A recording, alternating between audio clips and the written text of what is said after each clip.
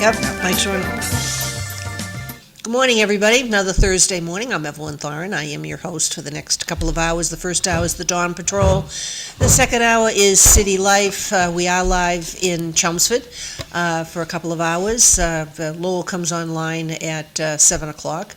It's also shown as a repeat on Sunday and Tuesday. Please check your listings depending upon what service you have in Chelmsford, that is. And also we have YouTube, we have Facebook, we have all kinds of ways in which you can know what our opinions are. Sam Chase is my co-host this morning. We've got John McDonough behind the camera, sometimes on the camera. You can hear his voice in the background many times when he's not on the camera. So if you see us not speaking, it could be that he's speaking. So we want to make sure he gets on camera when he does speak, so that everybody out there knows that he has Well, I cut myself shaving. I'm not going on camera today. That's what the little red dot is. I got you. That's not good. So anyway, it was raining this morning coming in. It was like 41 yesterday. And I was in New Hampshire and came back, and it was like 51. Wasn't that nice? Yeah. So we It's nice it's nice to sit in your house and not hear the furnace run. That's all right. I'm saving money. Well, I stopped fighting the thermostat. Glenn puts it up, I put it down, and I said, I'm not going to do this anymore. You have zone heat in your house? I have 3 zones. Okay, well, then you stay in one zone, let him stay in another zone, and you can have the temperature you want. Well, it's not exactly the way that works in my house, as you well We're know. going to sing Love and Marriage Go Together. Well, there you go. I mean, what's the point of having zone heat if you can't be comfortable? Well, and it's the same at the other house, too.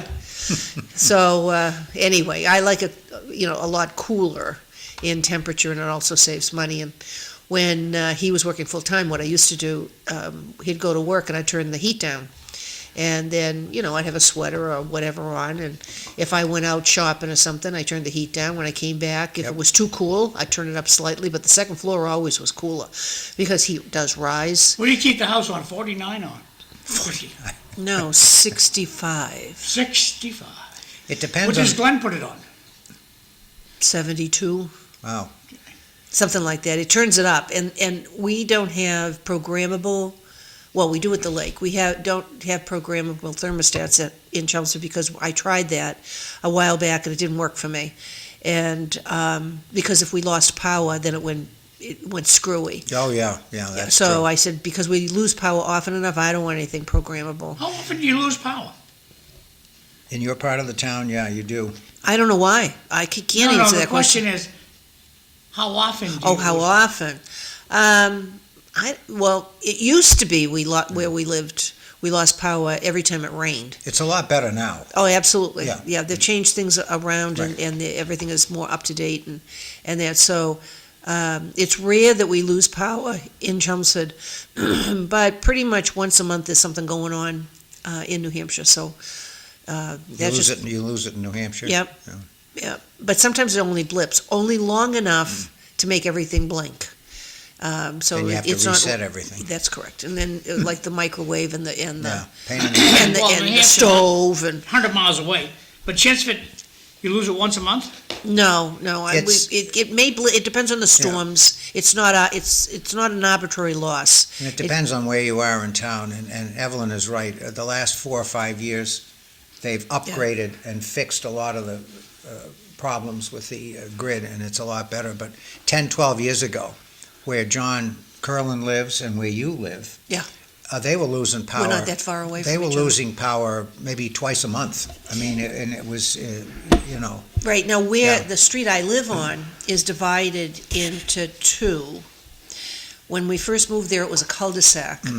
Then the second phase of that development, which was only one street, but I mean, it was a development, then we have the cut-through now, so that you can connect Johnson Road. Johnson, yeah. And Johnson goes out to Hunt, and then on the other side, it's Garrison Road. That will go out to 110, or it goes down to Byham School and so forth. What does it have to do with the power going up? It has to do with the fact that when we did have power out during some of the big storms, the other end of the street would have power and we wouldn't. Different- Why don't you we're- have a generator? We do. Different But grid. I'm Oh, just you sa- do? Yes, I'm just saying that, So does it automatically turn on when you No. lose the power? nope, too much money. So it's a My manual sister's thing. got one of those. It's beautiful. Oh, yeah, the automatic My sister things? Lisa, Yeah, she's got yeah. one. We don't have that because we don't, if we lost power a lot, maybe. Yeah. But Well, we she don't. lives in Chesford. Oh, and, everybody's different on what they she like. got what it, they and she don't. says, it's funny, she says, I'll come home, the whole neighborhood's pitch black, And she has except for my electricity. house. Well, we had, Internet, it's just like, Yeah. the internet works, everything, TV, everything works normal when she has her generator going. yeah, you have to have a big enough one to, yeah, we got ours, oh God, quite a while ago, because my wife kept threatening to, we gotta get a generator, we gotta get a generator. And, no, we don't lose power that much, we can do. And then my wife has this method of getting what she wants when I'm resisting, and it works every time. And I'll tell you what her method is. I need to know this. If it's anything mechanical or from an engineering standpoint, she has no knowledge of how any of that stuff works. So I'll use the generator as an example. She finally reached her limit. She wanted the generator and the backup power, so she said to me, I'm going to call an electrician and get it done. I'm going to go out and buy a generator. Well, she knows full well that I'm not going to let her do that because she'll screw it up, okay? And she knows it too. She doesn't know anything about generators. She doesn't know anything about electric. And that's how she does it, and it works.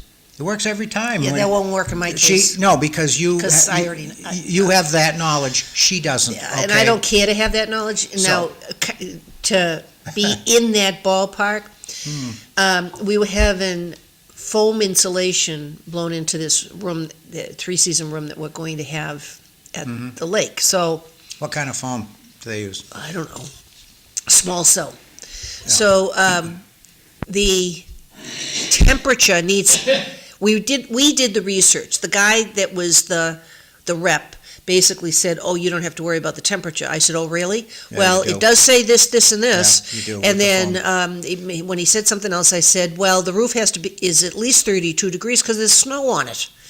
And he was like, oh, yes.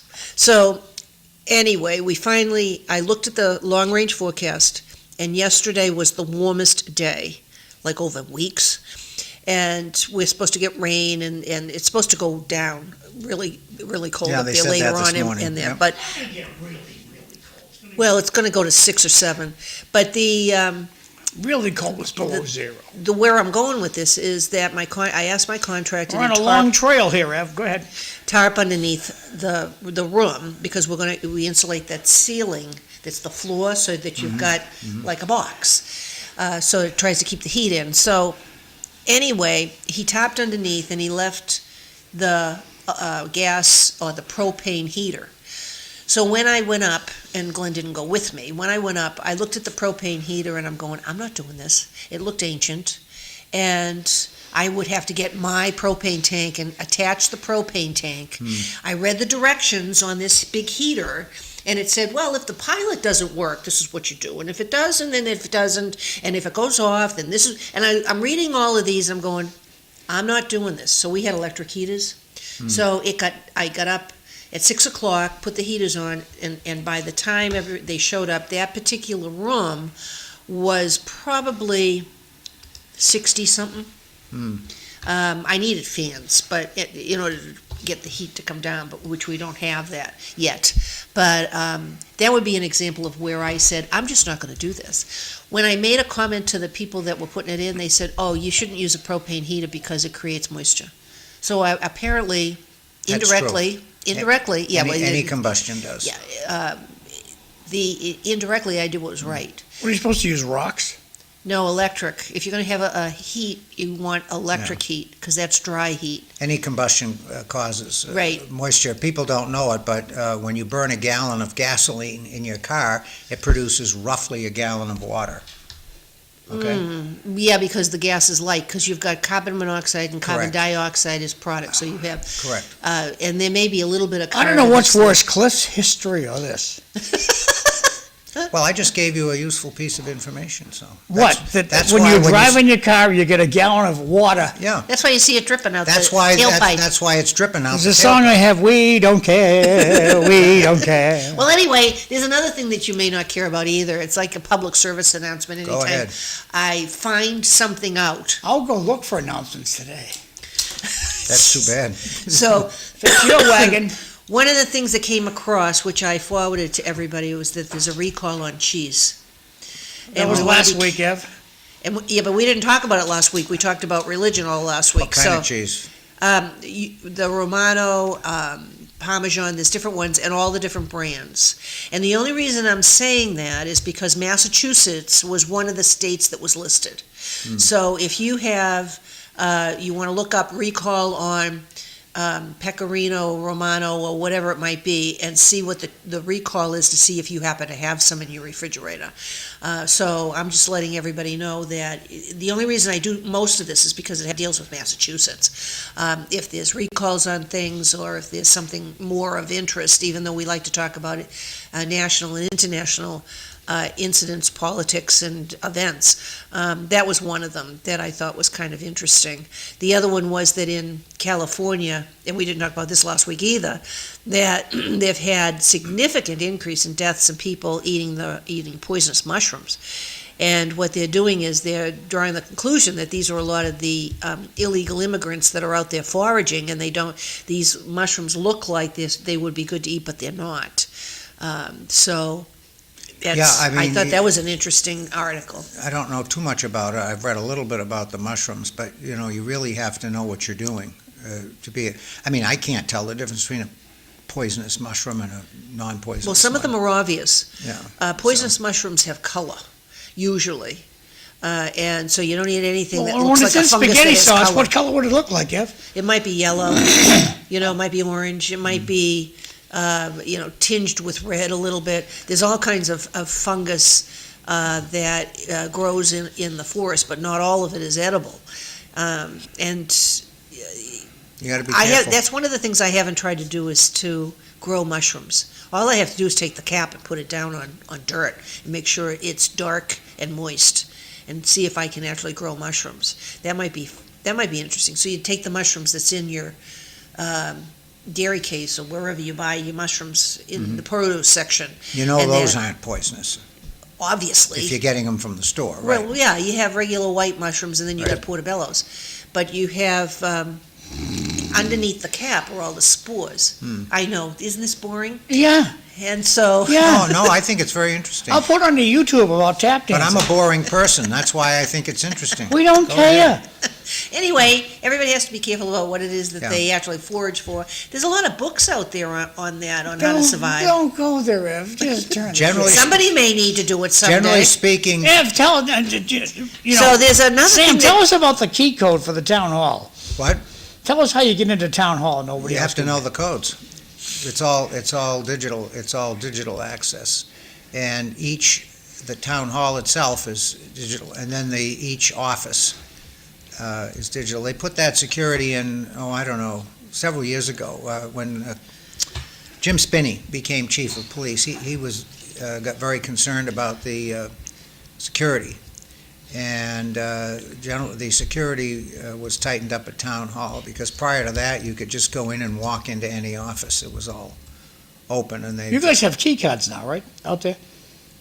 No, it's a keypad you have to punch. I thought they had a keypad they shove in the door to get into offices. To get into the building. But to get into the office, it's a, Oh, okay, I don't know, it may be both, John, now that. because I go to the town clerk's office frequently. It may be, it may be death both. certificates. It may be both. I'll look the next time I go in. Because that's where I run into Paul when I get death certificates out there. But I punch. Paul Cohen, that is. Yeah, I punch the numbers on the keypad and it lets you in, so, yeah, which is good. well, there's been a number of articles out there.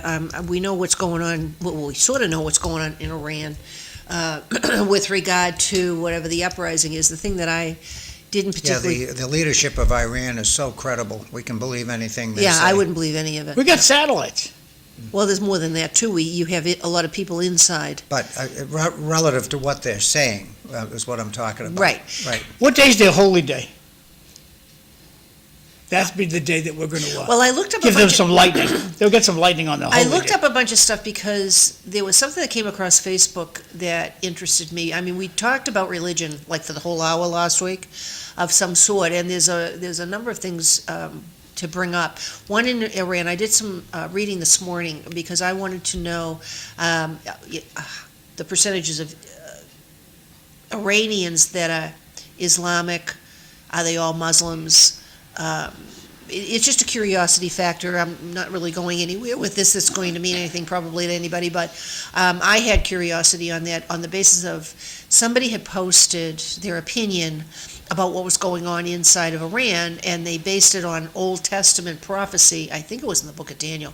Had something to do with the uprising. And in the Bible, Iran is not named Iran, it's Persia. Persia, right. And there's another one that begins with it's like a four-letter word. I forget It what was that Persia is. until the end of World War II. So the Persians are not really the same type of Muslims that Right. the ones are that's there now that took over the country. So when people are taking a look at different things, they need to get their facts straight, and they need to do some research and not just rely on what you hear. This is going to be a thread that I run through a few articles that I did read, and the fastest growing religion in Iran is Christianity because they're looking for a relationship with God, and the way that Islam has it for them doesn't work, but Christianity does. The problem that they have, as you can hear on the news, if you're depending upon the news you like to listen to, you have Christians around the world that are being persecuted, and Islam just wants to get rid of them. And Nigeria is a perfect example of that.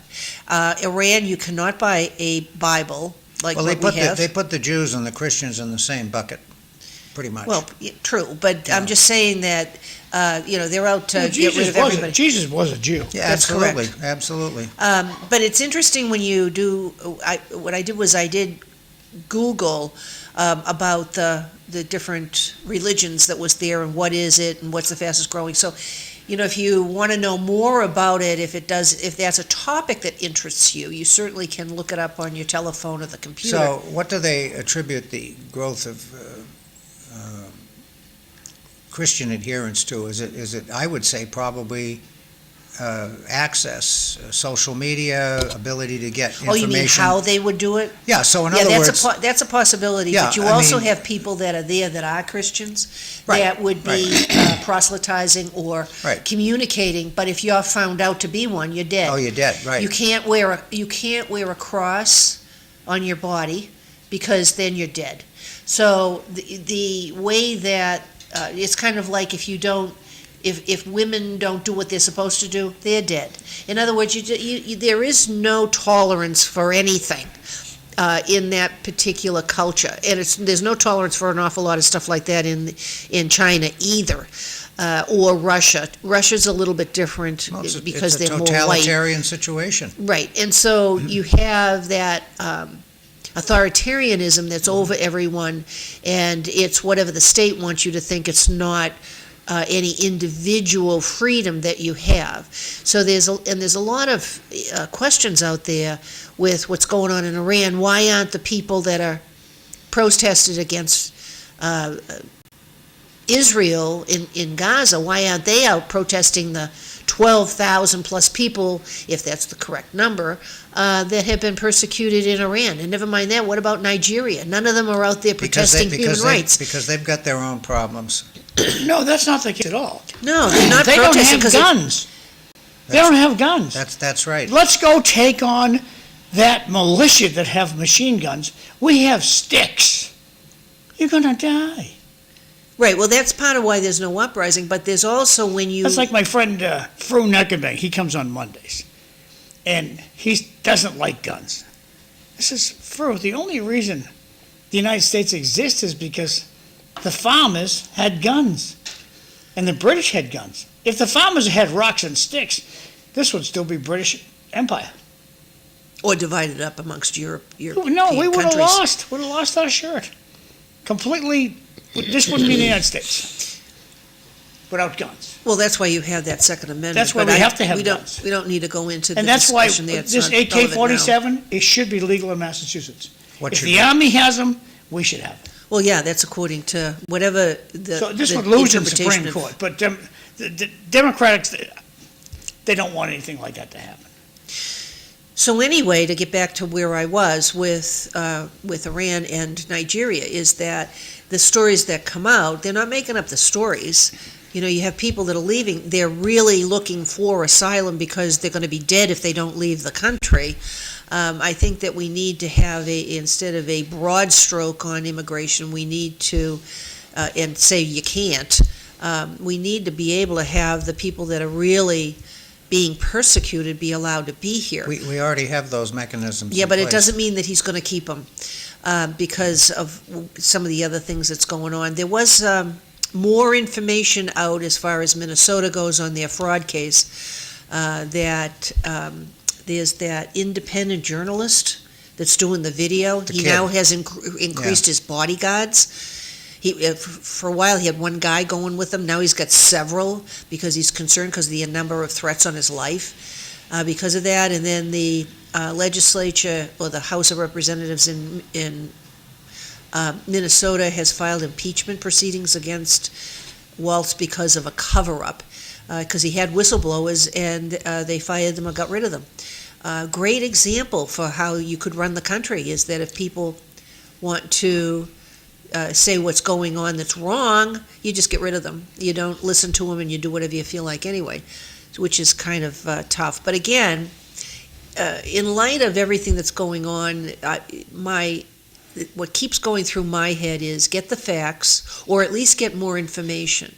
Don't rely on somebody's opinion. I read stuff on Facebook. I cannot believe that the people I thought were smart are so stupid that they're not doing a lot of research. And how do I do mine? I just ask my telephone. That's how I'm doing mine. Read the opposing point of view. Well, it's not just that. But that's where you start. Right, but Okay. even if you go to Politico, The Hill, The Guardian, Yeah. they have information there that will support a very different position than Correct. what the media and people are telling you that's going on. Now, Yeah. this morning, I thought of something. There was a reel. It wasn't on television. A real A meaning. reel on Facebook. Okay. And that particular reel had to do with, you have not a panel discussion, but you got a bunch of people talking on camera, or you have guests on CNN, Fox News, MSNBC, and this one person made a comment about someone, and I only just briefly saw it, but it did register, about how they would create the downfall of this country. And it was a book when I asked my telephone. And I thought that was... Saul Alinsky. Yeah, so you have, which is not where I was going to go with my articles that I had here, but it was one of the last ones that I did. And it's called The Naked Communist. And the author is Skusin. He's a former FBI employee. Yeah. And this is on Wikipedia, so we have to take that with a grain of salt, too. And It's a place to start. right. And I thought it was interesting because it said, according to him, he's a former FBI employee. This goes back to 1958. This is kind of like before you have all of the crazy crap that's going on currently in this country with between Democrats and Republicans, and the progressive wing, which you might have been lucky had one person, not half of it, that was elected to major office here. And the main subject of the book is an alleged communist plot to overcome and control all the world's governments through the implementation of social progressivism and by undermining American foreign policy through the promotion of internationalism and pacifism. I thought it was interesting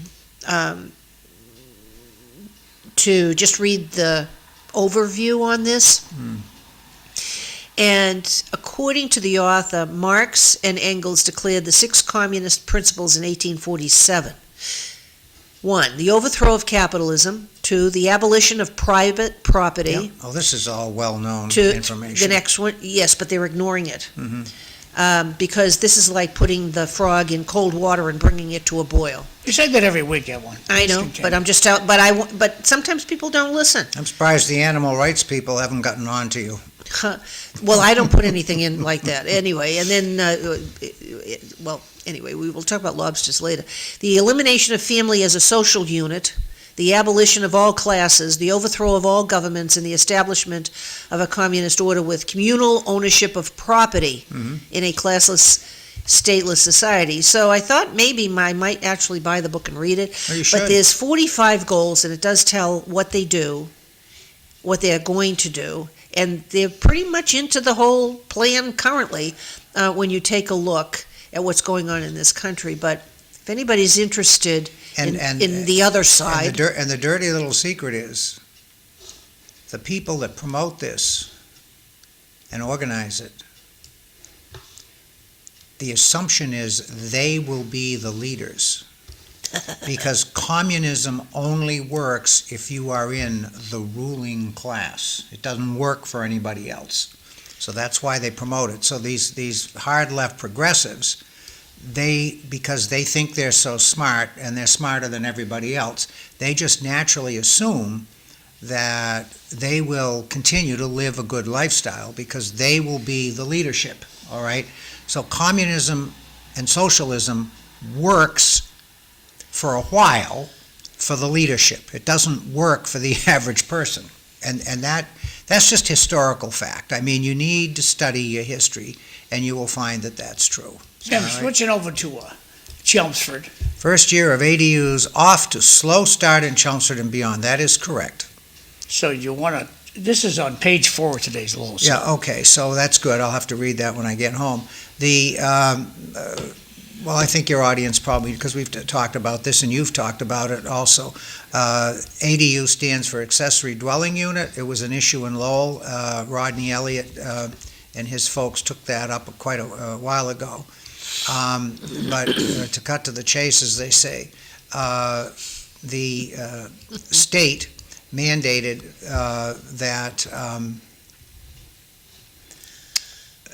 the law that says people who live in single-family zoned areas. So in other words, you live in an area and you're only allowed to have one house on a building lot. That's single-family zoning, okay?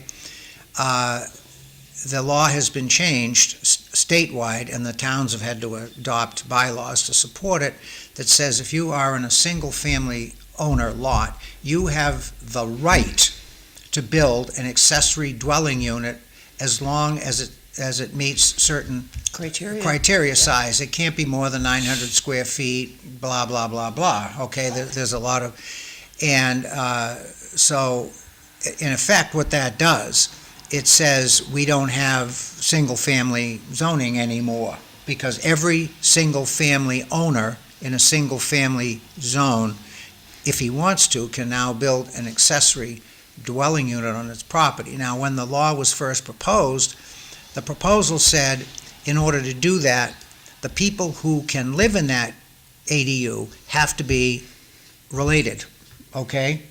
So, in other words, How do you prove relationship? It was, well, that's another story, but the thought initially was these are going to be in-law situations. But then as the law progressed through the legislature, it was changed to say, no, we're going to take that out. It can be anybody. So now you can have your house and you can decide, gee, I'd like some extra income.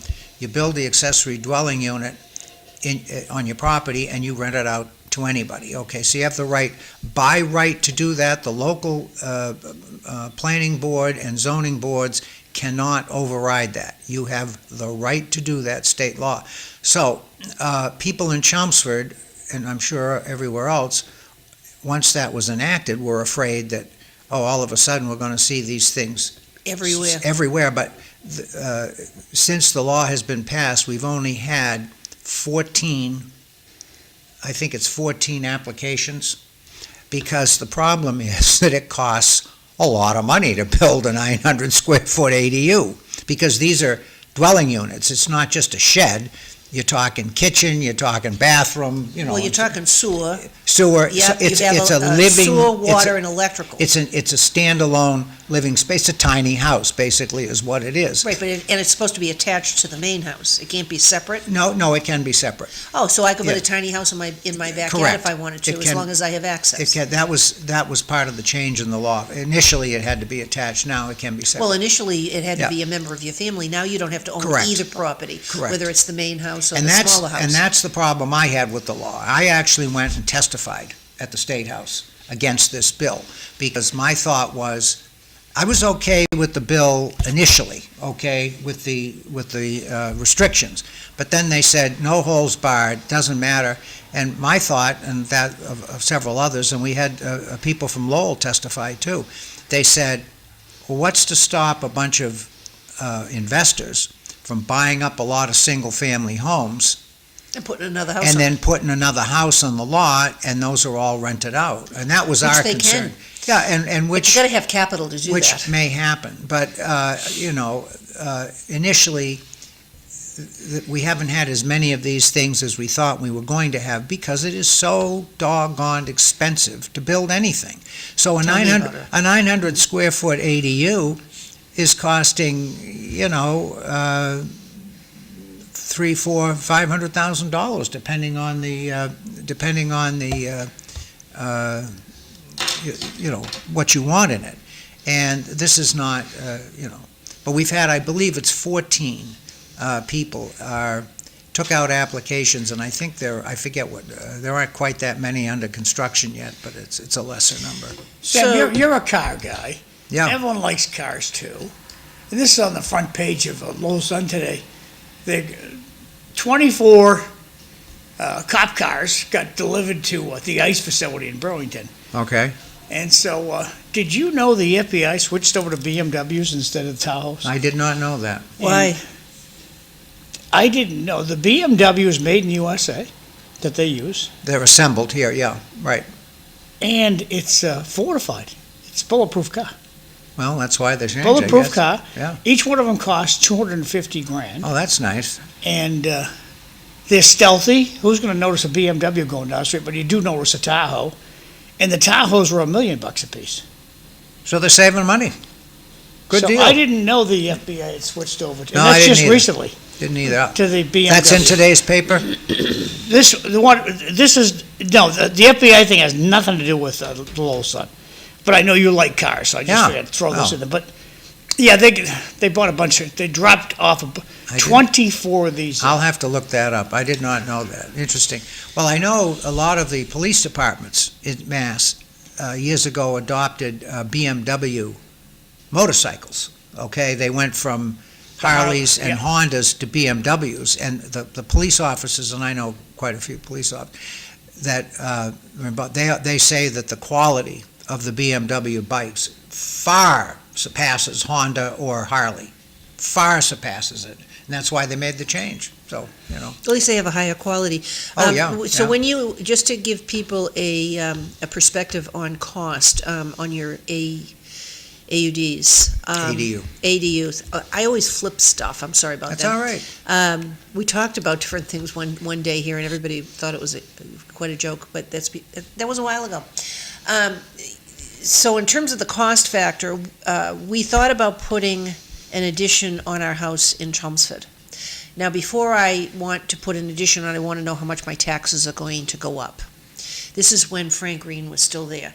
And I just deleted the email from years ago that he said this is what it would be, simply because there's no bedrooms or bathrooms associated with the addition. It That's was a right. 24 by 26. Why? Because I wanted a double-car garage under. We have a lot of vehicles, older Under? vehicles. Under it, yes. Oh, So you have, so you're going to excavate, I don't have to.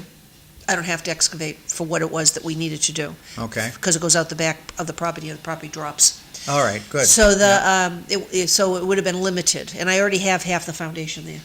I only needed another 24 feet. So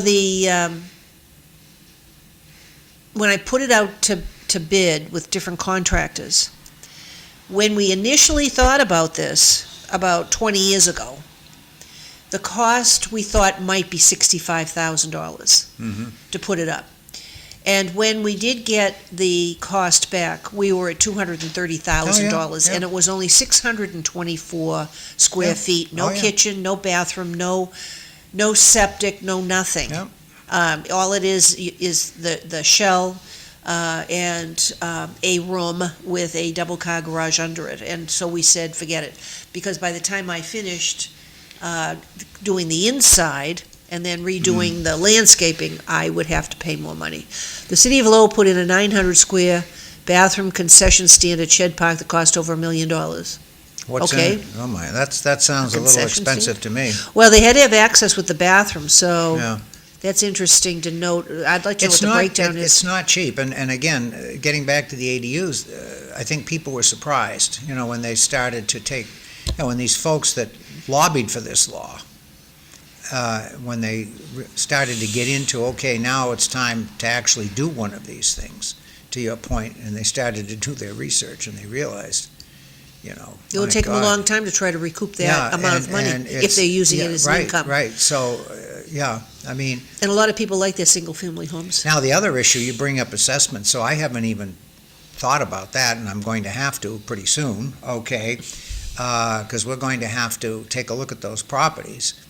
And it's going to be difficult at first because there aren't enough of these things around to establish a market. So when we cost these things out for assessment purposes, we're going to have to do it on a cost basis, all right?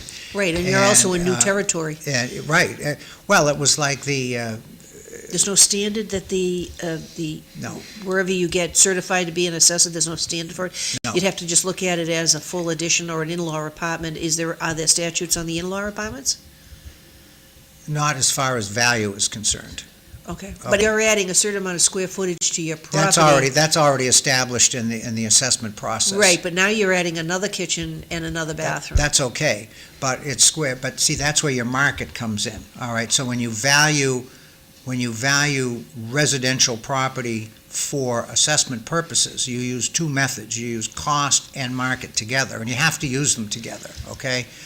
Because for things like that, you don't know on a market basis how much value a kitchen is going to add. You can cost it out, and you can say it costs this much to add, and then as time goes on, you apply depreciation factors. So would you okay? also take a look at duplexes and condos? Yes. Because that's where you'd probably Yes. make more of a comparison. Yes. Than if you just try to figure it out somehow or another. And to your point, different areas in a house are assessed at different rates.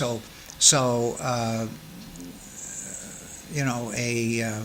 an attic is only like a 20% factor for cost, whereas a kitchen might be a 80% factor. I don't remember now what the numbers are off the top of my head because, I have them on a table. But it's a fairly complicated methodology that's used, and then you have to apply depreciation. But again, I think people were surprised but they shouldn't have been, because it's, the construction cost is going to be the same whether you're adding something to your house in terms of the structure itself or building a standalone. I mean, building a standalone, you're going to have additional costs because you're talking foundations and things of that nature, all right? But it's not cheap. It's not cheap. Well, building isn't cheap anymore No. anyway, simply because you've got tariffs for the wood coming in from Canada, and that cost, as we all know, that's passed down to us, and just because we may support some things that's out there doesn't mean we're supporting them all. I'm not blindly following somebody down that road. I do question an awful lot of stuff, and I have a ultimately, disagreement tariffs on a lot are of levels. Yeah, ultimately, tariffs are a bad idea for everybody. Well, it is Okay. because what you try, in essence, if you had enough tariffs, you wouldn't need an income tax because you'd be paying it out differently. It's kind of like it's not a shell game. It's kind of, you have different pots, but It's not a self-contained thing, and it's not a zero-sum game. The reason we have tariffs is because other people have tariffs. What I'm saying is, the ideal is free trade, no tariffs. China doesn't have tariffs, we don't have tariffs, Canada doesn't, et cetera. Nobody has it. And then if you had that kind of a situation, it would foster competition, okay, and over time, you would come into equilibrium. Yeah, but that's not the way it works Well, currently. Everybody has tariffs. Well, I know it. And they all started having tariffs way before we had this country.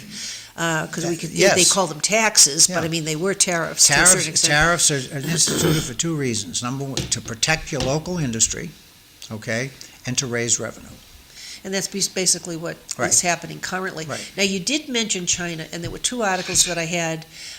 One of the articles, again, to come back to the religion thing, is that they will say in China that they do have tolerance or recognize other religions within the country, but with the current dictator that's there, they're cracking down on churches. You are supposed to register. You can't have meetings in your home.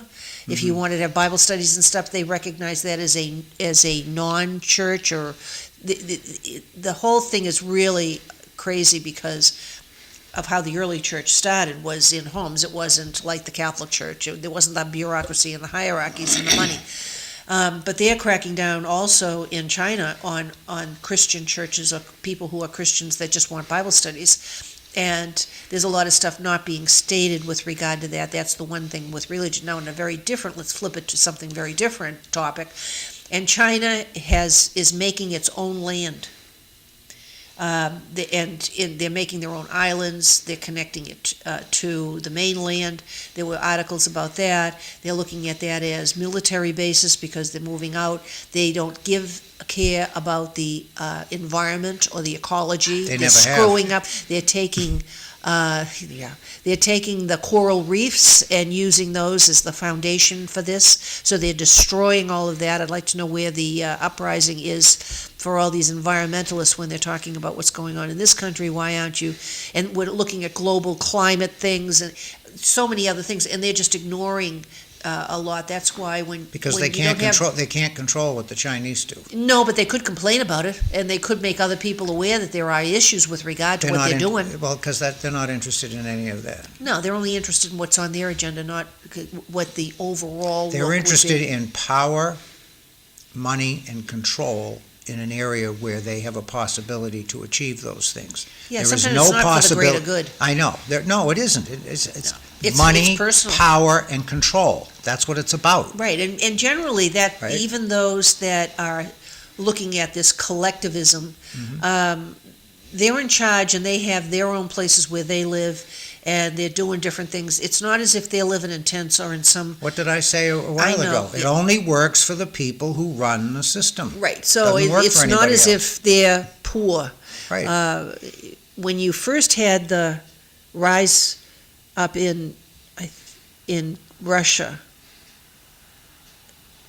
the people that were in charge didn't have as much. The monarchy, the czars. No, not the czars. The people that overthrew it. The people, the that Bolsheviks. created. Yes, that created.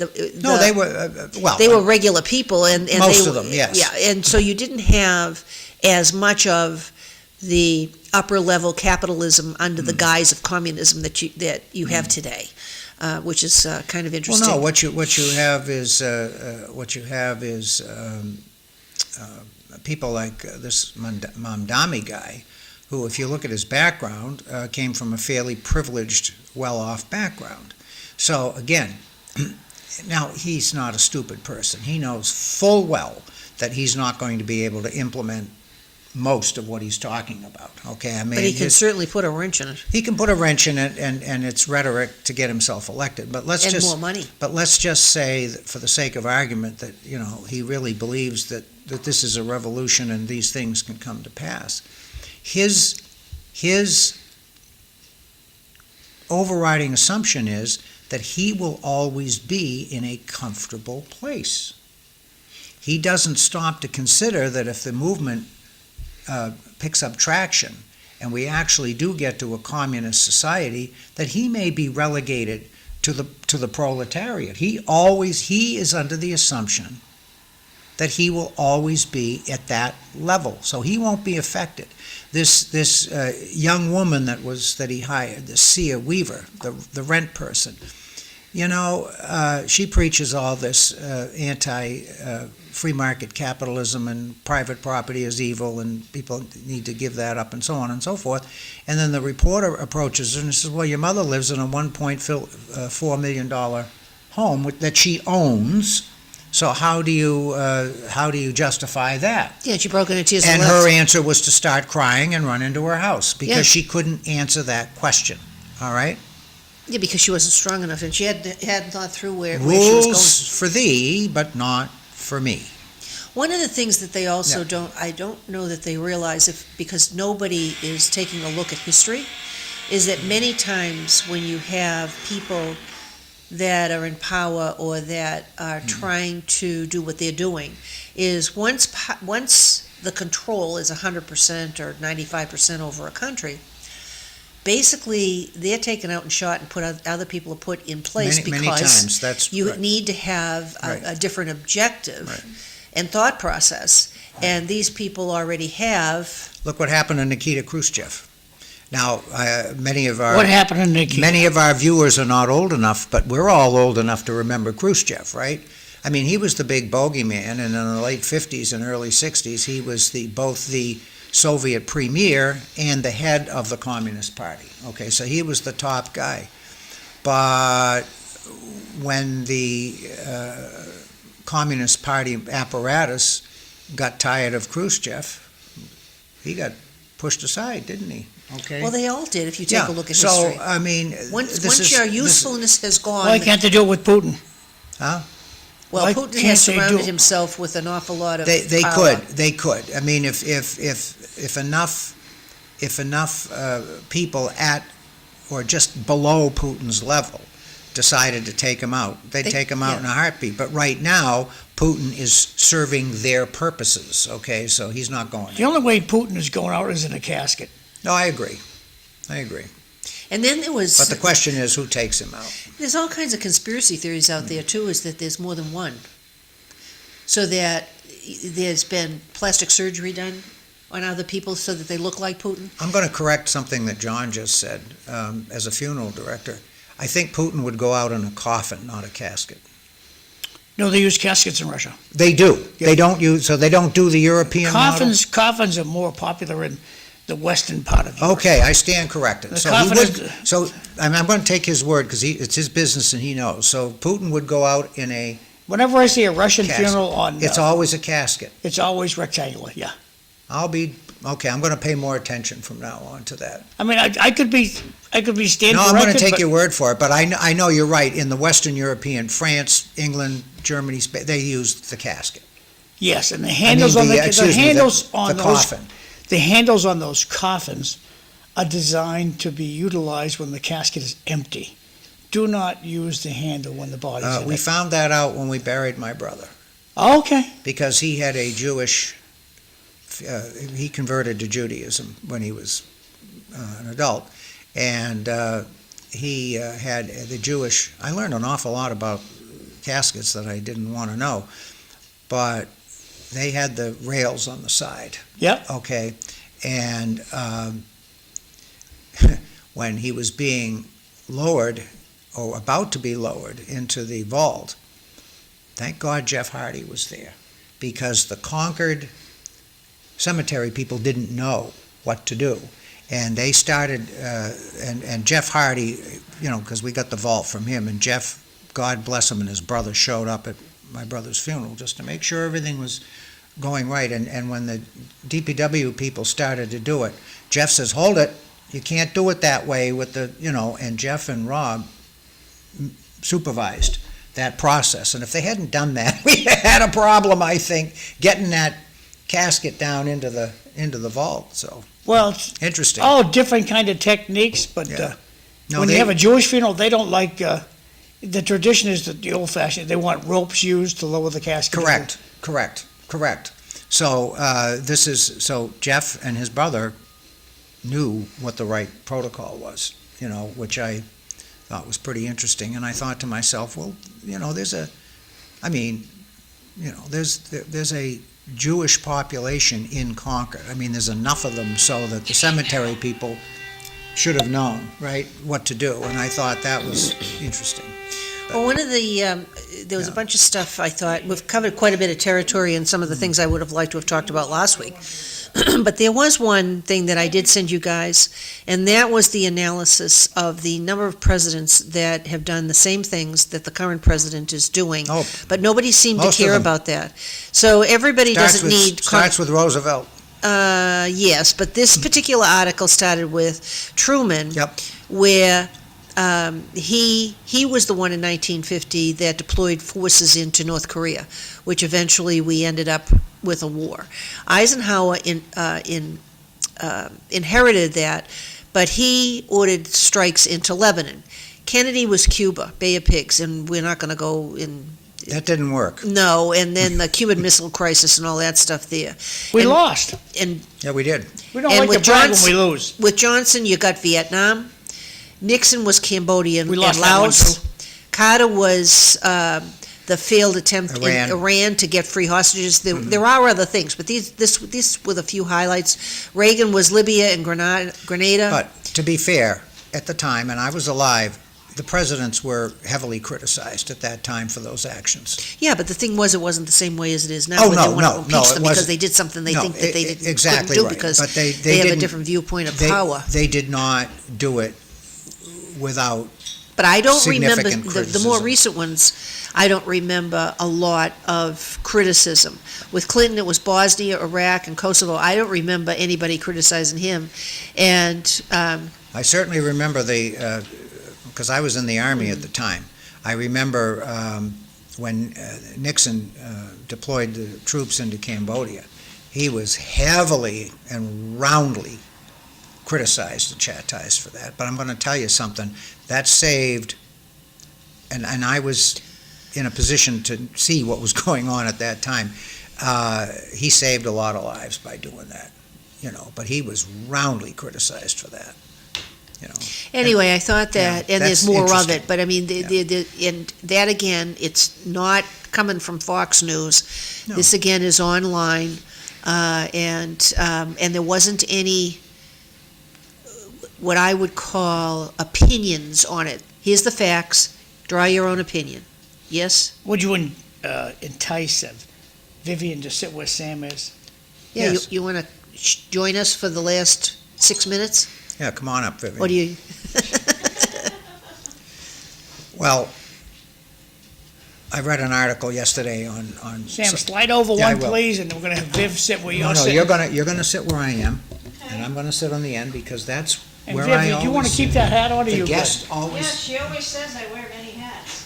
Okay. The guest. sits That's what you on- want. I don't like hats, Is but that that's one of the okay. hats that you wear? Yeah, Okay, today. all right. Well, it's a good way to keep your head warm. So we have Vivian Merrill with us now, and joining us for She's the the girl with last, the hat on. the last Well, the other, four we don't have minutes. hats. But I wanted to make one last comment, building on what Evelyn said about the behavior of past presidents and people who are acting like what we're going through now is the first time it's ever happened and it's horrible, which of course you just pointed out, that's not true. People talk about Trump derangement syndrome, and what people need to know is the term derangement syndrome with regard to presidents, and I'll call it presidential derangement syndrome. The person who coined that phrase was Charles Krauthammer, and it applied to George Bush II. Okay, so from George Bush on, every president, there's been an element that has talked about, it was Bush derangement syndrome, and then it was definitely, and I'm sure you remember, Obama derangement syndrome. There was a lot of that too. And of course, although I never heard Biden derangement syndrome, but certainly Bush and Obama and now Trump, all three of those presidents have been tagged with the derangement syndrome. So this isn't something that only came about with Trump. It was Charles Krauthammer in 2001 who coined the phrase, just so that people understand that. But anyway, There's nothing new in the world except the history you don't know, okay? Harry Truman said that. Well, yeah, and then if you don't know your history, you're Right. doomed to repeat it. And Correct. that's something that I think that we're seeing Mhm. today, simply because people are not paying attention to doing their own research or understanding when they talk about rule of law, whether it's the federal law or it's the state Wow. law, when they're complaining about agents going into the different states, and they're into sanctuary states, those states Well, are claiming that they have more sovereignty than the federal government. However, if that issue needs to be resolved, and some smart lawyer needs to explain to me, and I've got an open mind, I'll listen, some smart lawyer needs to explain to me why sanctuary cities and states, why that is a legal thing for them to do. I need to have that explanation, because my understanding of the law and the Constitution, I don't see it, but again, I'm open, and I will listen to any reasonable, rational attorney that can explain that to me. Happy to have that explanation. right, because when you take a look at what the laws are, what they do is they're harboring criminals. And I have stated here many times, if the illegal criminals who were convicted in their states were handed over to ICE, because that's what, to get rid of them out of the country so that they are not using our money to support them in prisons or whatever, and there's other reasons for that, you would not have what you currently have. Now, there was also the argument that if you had some rules for protesters, they keep talking about nonviolent They do have or rules for peaceful protesting. They do have rules for I protesting. We're don't going to think- be going to break shortly. Yeah. they're Okay, not- don't forget the media didn't care until Yeah. now. If we had honest press, they'd be asking Wells about why he keeps lying. Look how the media told the people that a border agent was using a whip to beat Yeah, migrants. That was a lie. And that's true. That second statement is 100% accurate. And we'll be back. Yeah. Thanks.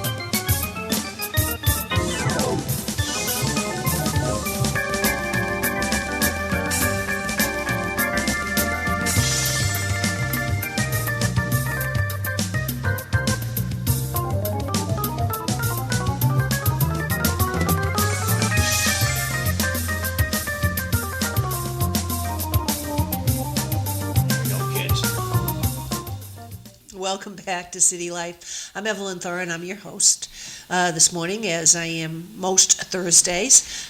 Sam Chase is my co-host. We have Vivian Merrill. Welcome again. Thank you. As our guest. We'll see how exciting this conversation can be for the next The hour. lady under the hat is Vivian. Better than being under the car.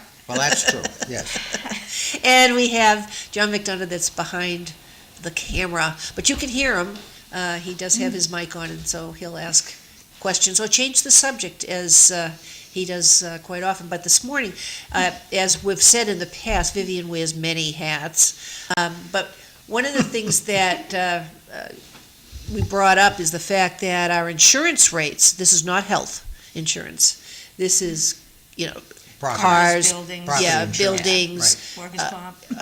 apartments, whatever, automobiles, any kind of insurance. And so you work for an insurance agent, you do the analysis, you're an agent to a number of people, and they'll call you and ask you for quotes. And I noticed that my house insurance in Chelmsford went up after I asked them to increase the deductible from $500 to $1,000. And my agent said, well, that's not going to matter much. It looks like it's not going to change, but it went up. And when I took a look at the history online, it just I haven't made any claims. I mean, I think the last claim I made was in 1998. And so gradually, everything has gone up. Every year it goes up a couple of $100. Cars aren't too bad because everything's bundled. And we increased that deductible from $500 to $1,000. And we have old vehicles. Well, let's talk about Let's talk about any insurance. let's talk for that about the matter. housing first, because I think Well, you know about it because I the think being an there's a assessor. difference between the house and what's driving the cost. First of all, generally, on real estate, the value of the structure appreciates from the standpoint of having to rebuild it. Okay? So, not necessarily from an assessed standpoint, because from an assessed standpoint, it's a fixed physical asset and it deteriorates over time and there's a depreciation. But from an insurance standpoint, I'm making these statements, and if I'm saying something wrong, you jump in and tell me I'm wrong and tell me what's right. But my understanding is that the insurance company is going to look at your structure. The land is the land, okay? It doesn't burn. Right, but the structure has a cost of reconstructing should you have a fire. So as the cost of reconstructing goes up, I would expect the insurance premium to go up. All right, so that's a driver. Right, that's one of them. Okay, yes. and then, of course, then the general inflation would also be a driver. And I would expect that another driver would be the number of claims that the insurance company has to deal with. So if I have 100 claims this year, but I only had 50 claims last year, that would, because the demand for insurance reimbursement goes up, I would expect that also to drive up the price. So how far off am I on any of this? So far, you're not off at all. Okay, now what else do we have to consider Um, for cost drivers? a lot of the code compliance issues now. The first thing people tell me when I'm telling them how much it's going to cost to rebuild their house, and they're like, well, I'm not going to rebuild what I have anyway. And that's not the point. The point is the insurance company has to pay you for what you have. Whether you rebuild it with a mobile home or you rebuild it with a McMansion is not their problem. They got to pay you for what you have. And if you have an older home, they don't build them like that anymore. You've got a lot of code compliance issues they have to deal with.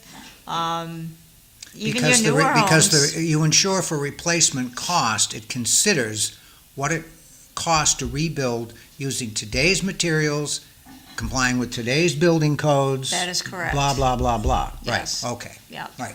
Yeah, and your newer homes, they have a lot of high technology in them. They've got the whole smart device thing that a lot of people are getting into.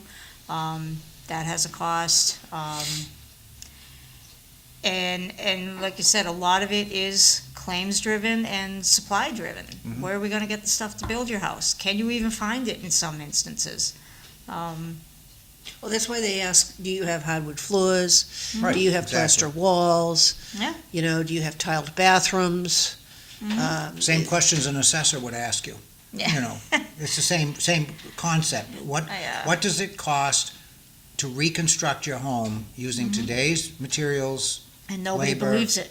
They don't cost. wanna hear it and they don't believe it. But it's true. I mean, Well, I'm they looking believe it at- when they go to do it, and they start talking to contractors. There you go. Then they'll You believe got it. your cost of labor too. Right, exactly, exactly. No, you're right. Yeah. Well, I looked at the policies on the two houses, and according to the insurance company, and I don't have the same insurance company on both houses, the replacement value, it's almost like I should burn the house down and start over. Yeah. So that but I mean, there's so much sweat equity in both properties. I'm certainly not going to do that, and it's No, don't do illegal. that. Arson is, No, don't do that. it's a felony. You might go to jail. Yeah, well, I think I would go to jail simply because I just Right. stated it on camera. But I mean, that's not my goal because there's just too Now much. watch out for your houses. No, I'm not going to do it. I'm not into that. Fire is not my thing. But I was surprised at the value, the replacement value that they put on both pieces of property, because generally speaking, that amount of money, I mean, I don't even know if I went and bought a house, I'd be paying that for a house already built. So it's very interesting, I think, when you take a look, and people, you really should be reading your policies and find out. There's Now, a lot of stuff that's not covered. and that's you don't right, even that's know. true. earthquake. That's Earthquake true. is not covered. Yeah. Now, what about, But you Not can, unless you you ask can, for it. but you can buy earthquake coverage, which I Yes, and your think and how probably much is is your pretty deductible? expensive, right? It depends on the area. Around here, it's not horrible. It's probably a couple $100. What about depending flood? on- Again, depends on where you are. If you're Okay. in a flood zone, it's gonna be a lot. If Oh, you're yeah. not in a flood zone, you can still get it. Yep. Which the people that survived Katrina learned the hard way, because there was a lot of houses in areas that should not have flooded that flooded out there, and it's caused a lot of problems Right. with the flood market. So I have a family member that went through Ian, and they had flood insurance, but what the insurance company said was, it wasn't a flood, Oh. it no. was a wind event. Uh-oh. Now, the wind moved the water. So is this one of those splitting hairs 50 million times so that you don't have to pay the claims? It's a possibility, because the federal flood program's in a lot of is in a lot of trouble.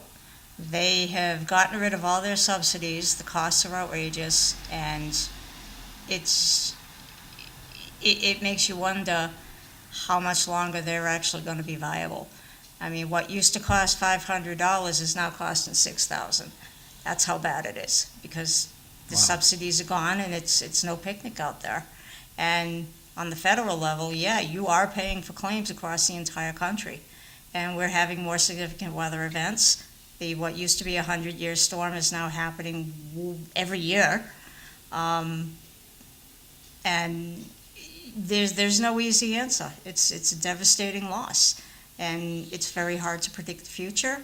It's very hard, and a lot of people do not get flood insurance, but there are programs out there where you can still get low-interest loans and stuff like that. So they're paying for all that too. And it's not even a supply and demand issue. It's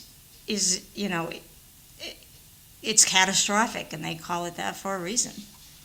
So on every policy, you have deductibles. Mhm. And supposedly, if you have a higher deductible, you're supposed to have less premium. Well, Yes. that didn't happen. I raised the deductible on my house in Chelmsford, and my premium went up. But what would it have been had you not done that? It would I don't be- know. It would be That's not what I was, presumably more. I wasn't quoted that, so Okay. I'm not, I wasn't quoted. Which is really odd. I was told Right. that because I raised it, and maybe it didn't happen, I don't know. I have to double check to make sure that it's in there now, That's because strange. it should not have gone up if I have increased my liability on it, my personal liability. Now, is it mandated that you have to have house insurance? If you have a mortgage, the mortgage Yes. companies will require it. But if you have no mortgage, you don't need it? Correct. You can choose to self-insure, and it's a crapshoot. You might get away with it for a long, long time. I would have. A lot of people do. I would have saved, let me think, from 1998, when I made the claim, I think it was about $3,000. That's because the tree went through the roof. And we lost power, so I could claim lost food. Mhm. In those days, we didn't have everything that we've got today, including generators, so you had to rely on some wood. You know, if you have a fireplace or stove of some sort. It was definitely an interesting time. Glenn traveled, so I was like on my own. So I had to learn how to do a lot of stuff. So it's not always that I did it because I wanted to know stuff. It was out of necessity to be able to know how to do stuff if you don't have somebody else to help you. So I know a mortgage will always do that. Now, there's mortgage insurance also. Does the bank require that if you have over a certain amount of money, or is that a banking thing and not something you know? I mean, if you don't get insurance on your own, they will force place a policy, and it will be more expensive than what you can get in the voluntary market, because they told you you need to carry insurance. Mortgage insurance, though, is a different thing, and that is based on the amount of equity you have in the property. So generally speaking, a bank will require mortgage insurance if you have less than 25% equity in the property. Okay, yeah, that's a different thing. That is different, yeah. And rules change. They and do. statutes change, because when we first purchased the house in 1981, if we put, I think it was 20% down. Yeah, well, that was the rule. I mean, back then, you couldn't get, unless you were under one of the federal programs, you could not get. Bank wouldn't loan you or give you a mortgage unless you had 20% down. Well, they would, but then there was other requirements that we were not willing to do. We wanted to pay our own mortgage, and we wanted to pay our own real estate taxes. Because when you have the bank doing it, then they pay your taxes. And the problem we had early on is that the bank didn't pay the taxes on the house. Yeah, they pay late. They paid late, and we were charged penalties that came out of us because they didn't do what they needed to do. Happens all the And that's time. when we put more money into the equity or paid down the original mortgage so that we would be able to pay our own stuff and pay it on time. And pay it, because we'd get notices, and it was like, you gotta be kidding me. So, but that's a bank that I wouldn't go with today anyway. Are they still in business? Yes. Oh, that's too bad. So, well, it's Wells Fargo. So, Oh, well, so we had some issues your with that. mistake was dealing with a huge bank. Deal with a smaller local bank. Well, we had a local bank, but You're that's gonna who get they, better service. but that's who they got the money from, and that's who we had to pay at the time. This is Right. going back a long time. Well, yeah, you Mortgage guys were is young sold. and you didn't have that much flexibility either. you know. No, and interest rates were about 13 and Oh, yeah. 3/4%. Oh. And a lot of people don't realize what we paid at that point. Oh, it was ridiculous. I think the lowest it went was about 3 recently, 2 7/8 or 2 3/4, depends on what you had. And then you have a president wants to be able to transfer that percentage if you move, and you have to get another mortgage rather than coming up to the regular rates, or to sell that mortgage to the person that's buying your house. And that's not something you can do either, but that's all banking. As far as the insurance, so even if you've never made a claim and your premiums keep going up, it's because you're paying for everybody else. So when they talk about the Shared socialist, risk. That's the the idea. socialist viewpoint in this country, we already have it in the insurance company. Yep. And we also have it in terms of health insurance also, is that when I get certain things from Social Security and from Medicare, it's my ability to pay, the numbers keep going up. Yes. We have to also enter the fact that many people are calling a lawyer nowadays rather than calling their insurance company. They're calling their lawyer over their accident or over their home fire. Mhm. So, Vivian, can you speak to that? People are calling their Yeah, lawyer rather than calling their What insurance impact company? does litigation have on the price On of the the product? premiums? And you mean gotta move into the challenge it? microphone, kiddo. Yeah. Gotta move. Yeah. Again, it depends situation. A lot of insurance companies are aware of the increased costs of litigation. In some instances, they probably settle losses that shouldn't be settled. You've also got a big fraud aspect where, especially in the car business. Tell us where- about the fraud. How's what? Tell us About the about fraud. the fraud, you said. I mean, people are making their claims bigger than they originally are. Can you give a for instance?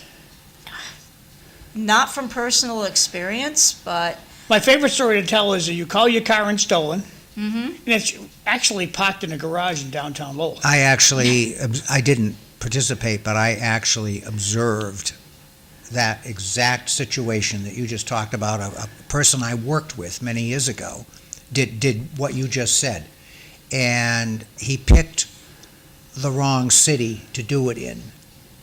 He picked Lawrence.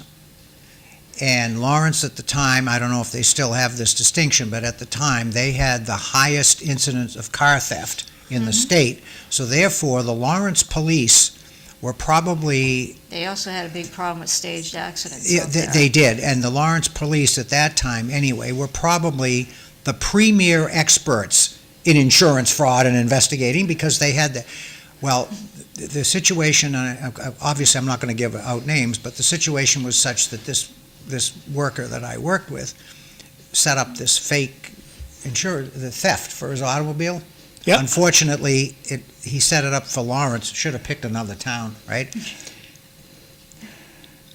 That afternoon, the Lawrence police officer came in and arrested him. That's how quickly they figured it out. They get cameras and all the other I good was stuff. just... Now we do. Well, yeah. it was Back in the day, ridiculous, you didn't. and the other bad part was that this idiot didn't figure on, was that the head of our security at the time was he wasn't just a mall cop. This guy had 36 years on the Lowell police force. He was a real cop, so Yeah. he knew, and right away this guy got bagged. But I thought to myself, and he was a lawyer, by the way, what a stupid thing to have done. And I'm sitting in my Hindsight office, is 20/20. and the next thing I know, here comes the cop, and they're dragging this guy out in handcuffs.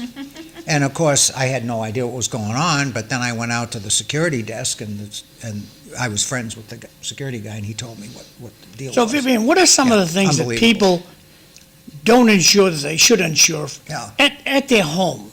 At their home? Yeah. And you just High-priced drag the mic a little closer to your mouth. Oh, okay. Jewelry? I'm gonna say high-priced jewelry is probably the most common thing. So we shouldn't give our wives jewelry, is that what you're saying? Oh, no, I'm So- saying No, if you you get give it her appraised. jewelry, you get it appraised. You gotta and get it and you insured. list it, right. Okay. I mean, your policy will cover like up to $1,000 in jewelry. Oh, okay. A lot of Grand people. total for those 3 Rolexes that you have, you're gonna get a grand. Yeah, and your engagement ring and your wedding ring and the grandchildren's So ring. you should go to the jewelry store and get a written, Right. And even if you have a schedule, if those appraisals are over like 5 years old, you should probably have them reappraised, because those markets are changing too. We had, okay, so jewelry, what else would be on the list? I've got some people that insure china, art, golf clubs, guns, things that are high value, that So what do you need to do with those things to secure coverage? basically, once you get your appraisals done, you just send them a copy of that appraisal to your agent, and they will list it on a schedule. And it will, tell you, that schedule will tell you what it's appraised for, or what they're insuring it for, and there'll be a cost for that, And that's the amount, yes. okay. it's so much per thousand. Right. Probably about 30 years ago, I thought it would be a good idea to do that with jewelry. And I saw what the premium was, and I said, well, if I don't have it stolen or lose it, in X amount of years, I could buy more. So I said, I dropped it.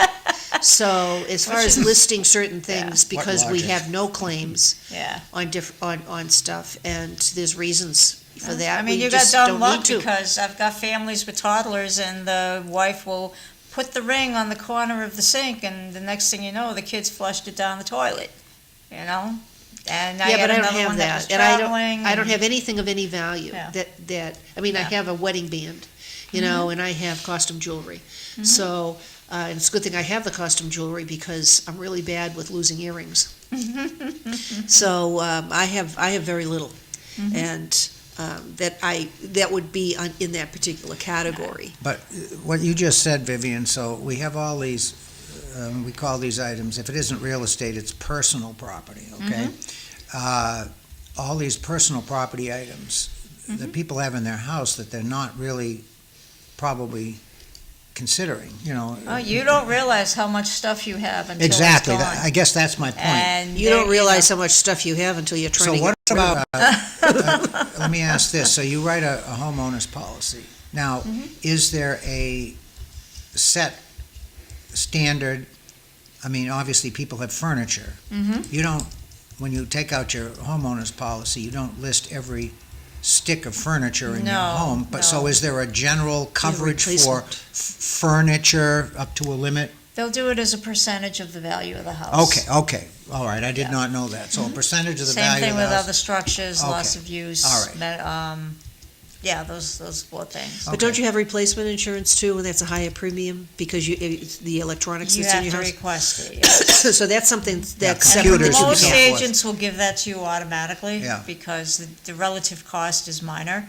And this day and age, a lot of the carriers are bundling coverage packages that include that, along with, different other little bells and whistles, and they figure out a premium for that. Well, would it be a good idea to go on your YouTube channel and create a video of your house inside? Sure, Oh, yeah. absolutely. I would think so. Yeah. But you have to be careful of commentary. I read an article, tell me if Even I'm if you wrong. just keep it in your computer on a thumb drive or something. Yeah. You can take Something you pictures. show somebody. That's a good idea. Right, so, and you want to have backup someplace Yeah. so that it's not all in one location either, in case you do have a If you fire. put it on your YouTube channel, you don't need a backup. YouTube's everywhere. But one of the things that I read an article, and it said, if you do a video and you have a commentary, you do not say, this was my grandmother's, this is antique, this is, you leave it at the least amount of descriptors, except, if you flip over, if it's China, you flip it over and you say what it is. What's wrong with saying it was my grandmother's? Because the value goes, in the article, it said that the value would go down in terms if you make a If claim. my grandmother gave me a It might. Picasso, the A lot of that value is what it stuff's is today. self-explanatory. I'm only telling you that that's what was in the article that I read. I So would Vivian, have to look what it are up. your thoughts on that? If my grandmother gave me a Picasso,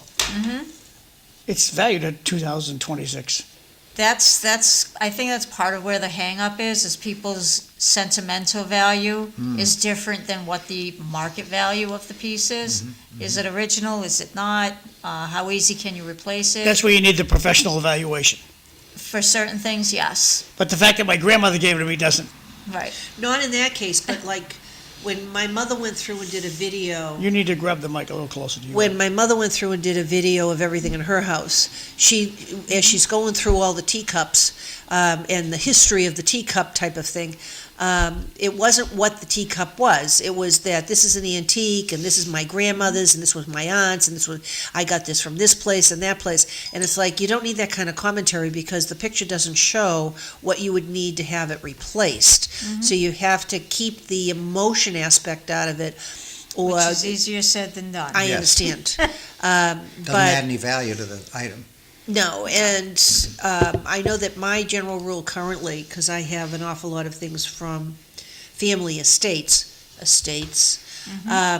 is that there's an app on my phone called Lens, Lens, and if I take a picture of whatever the item is, generally, it will tell you what it is. It'll give the year, and then it gives all the places Really? that you can take a look, and you can make a comparison and see how much it would cost if you purchased it off those sites. That's amazing. So I had, and there are other apps that's like that. LENS, huh? I'll have to Yes, look at that. and I think I showed that to Candy, and because Oh, God, you she had didn't? China. Did you really? Yes, she had China, and I took a picture and I showed Oh, her what no. it was. We're in And trouble. what the value was, and she thought that was a Yeah. cool thing, and it doesn't cost anything for the app, some apps Yeah. do.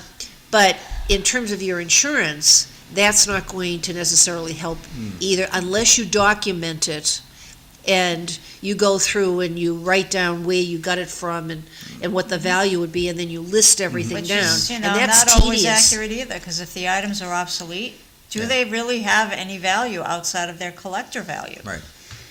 Well, even as collectors, it depends on what those items are. For real. I mean, there's a lot of articles out there on all what they now call vintage, from things from our childhood because of our age bracket. If you happen to have this new in box and blah blah blah, it's worth $10,000 or $100,000, and all the other stuff. Like, who's going to keep all this stuff? It's unbelievable. I do have some items, but they're not worth a whole lot of money, that I just put in the attic, and when I'm cleaning out the attic going, oh, it's been up here for 40 years. So it is interesting to see, some things like, I used to hide the kids' Christmas presents up there. Well, sometimes I'd miss them. And now that I'm going through stuff, I'm finding stuff. I mean, I have a whole set of Constructs, new in box, because I know that my middle son liked it. I found it up there going, oh, great. Well, it is worth more money. So I insure my golf clubs, and if I accidentally break my driver on the tee box when the ball goes into the woods, the insurance company will buy me a new one? They will find a way to replace it, sure. It isn't that you go out and buy it.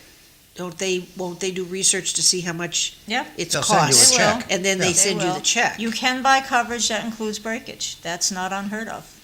I'd like to do that for all the glassware I have.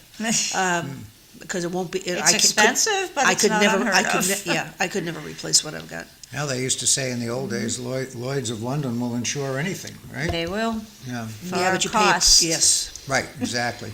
And the Everything sad has a thing cost. about Lloyd's of London is they're being relied on more and more as the insurance companies are telling you, hey, guess what, we don't like the condition of your roof.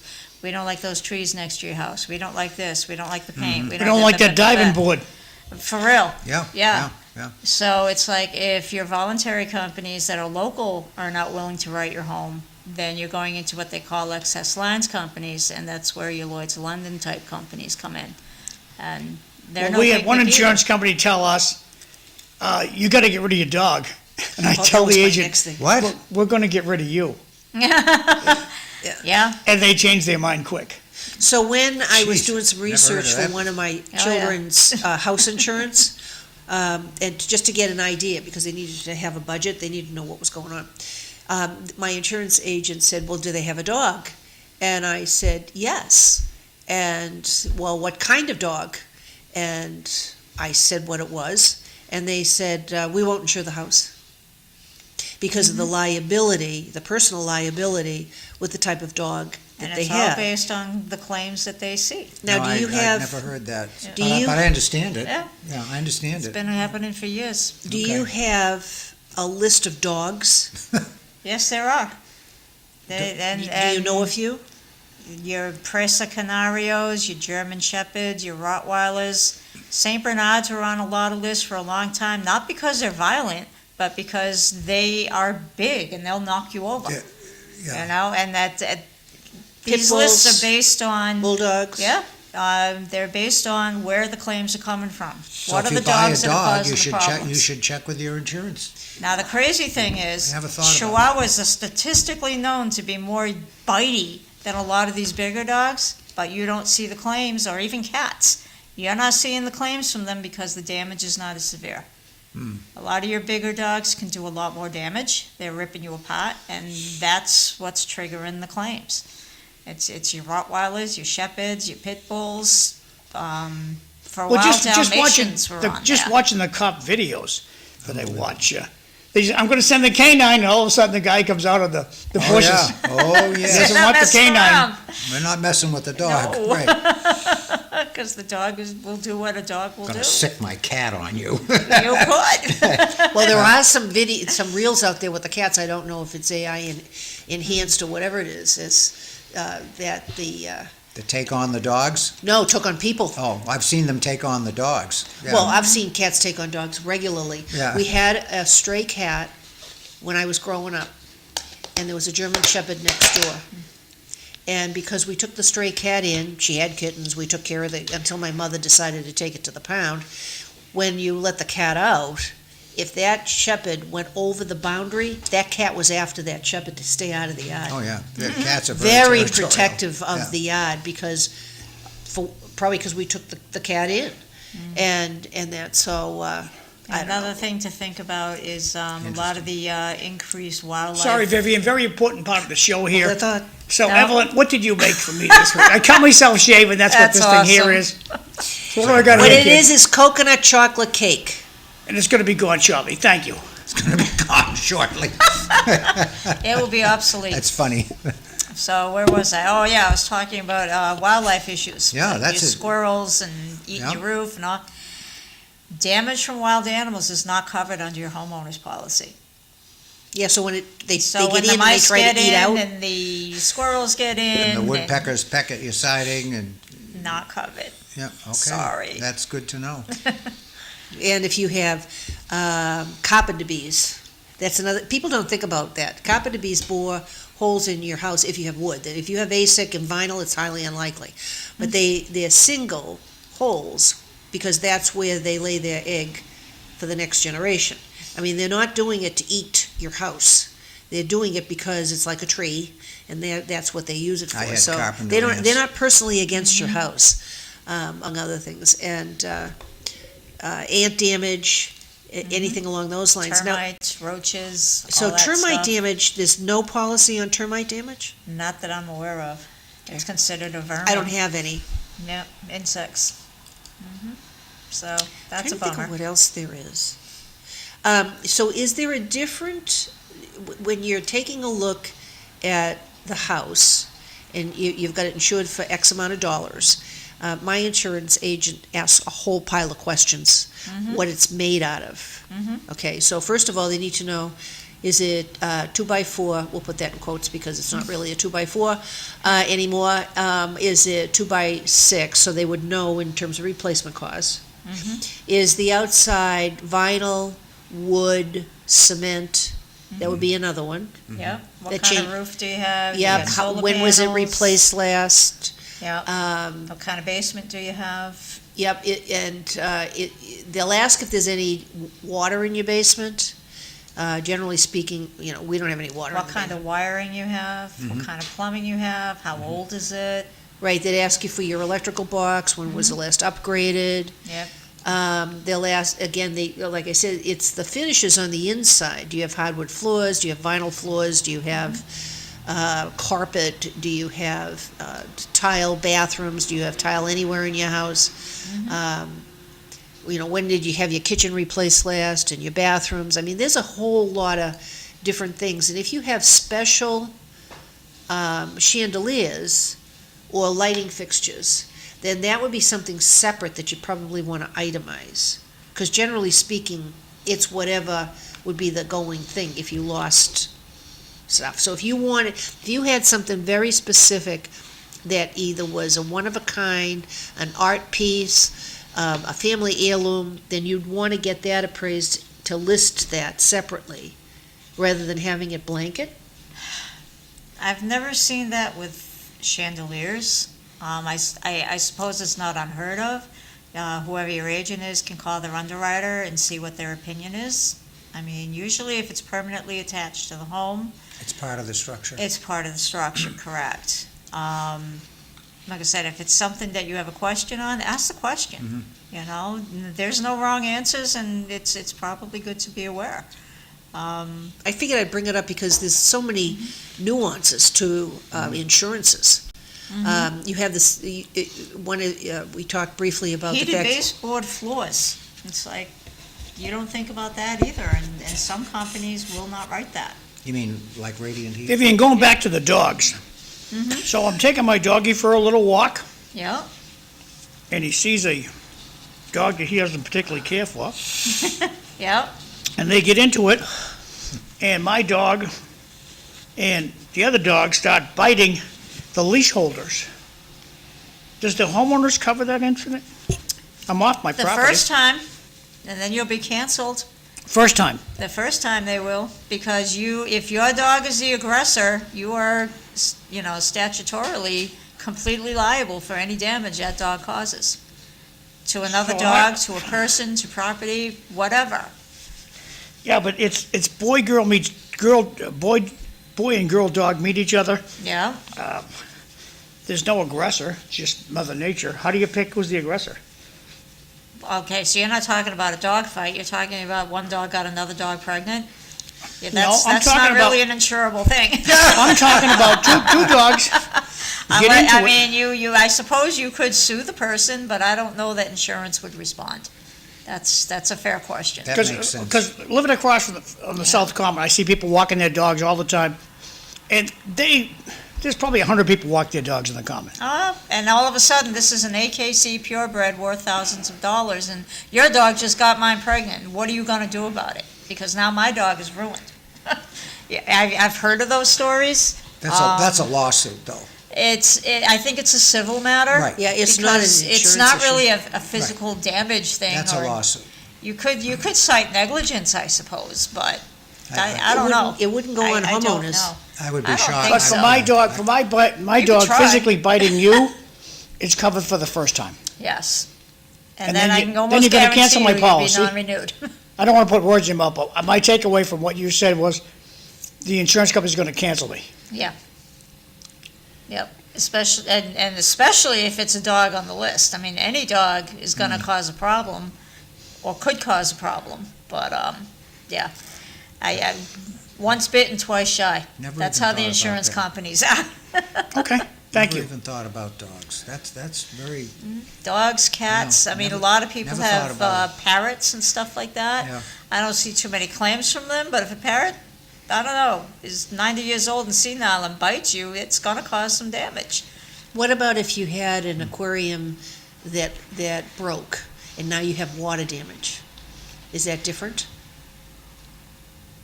I'm That's giving a you fair because question, yeah, I 'cause I've have, never had that situation. I have, It is sudden and accidental. I have three I would say the 30-gallon tanks. aquarium would not be covered, but No, the but the resulting damage- damage should might be. yeah. Yeah. Depends on what it would be, yeah. Right, yeah. Would that include the replacement cost of the fish? Well, that depends on what kind of fish you have. You'd I have to don't- prove that. Yeah, I don't know. I don't know. If you had an extensive That's a good exotic, one. if you had an extensive exotic Thank fish. God you don't have customers like us, Well, there you go. Well, I mean, I'm not because looking to- Damn. because we ask all these questions. And it's legitimate. Well, I sure. have asked my insurance agent all kinds of questions. Some I like the answers and some I don't. What's the deductible on earthquake insurance? It's usually a percentage, can be, most common is anywhere from 1% to 5%.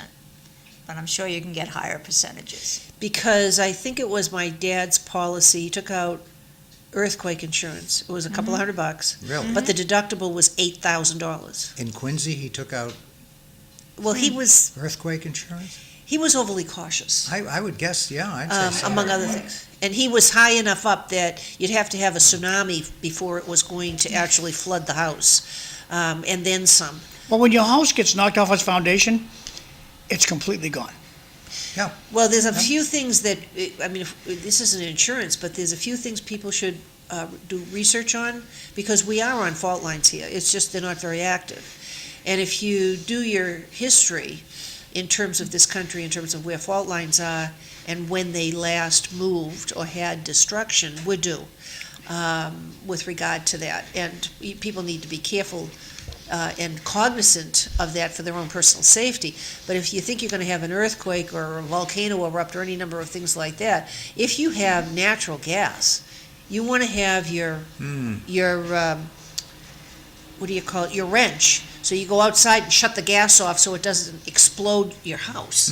And a lot of, there are preventative things and a knowledge base that you need to know. How often would this happen? Probably not in my lifetime, but at least I know what to do in case. I'm into long-range planning and trying to prevent things from happening, or if they do, I got an alternative, any number of things, so I don't panic. As a bare minimum, every homeowner, regardless of your mechanical or aptitude or lack of it, as a bare minimum, you do need to know how to shut off your water and your gas. You got to learn to do those two Well, things. those two Okay. things are easy, and they're all They're very and they're all easy. within Think reaching about it. distance in one And place. even the most mechanically inept person can do it. If you can turn a valve, okay, you can do those, but you need to learn You need to where's think the about it, main sure. where's the main water shut off, and how do I turn off my gas? Very, very important. Well, like I said, there's a whole lot of little things that's out there.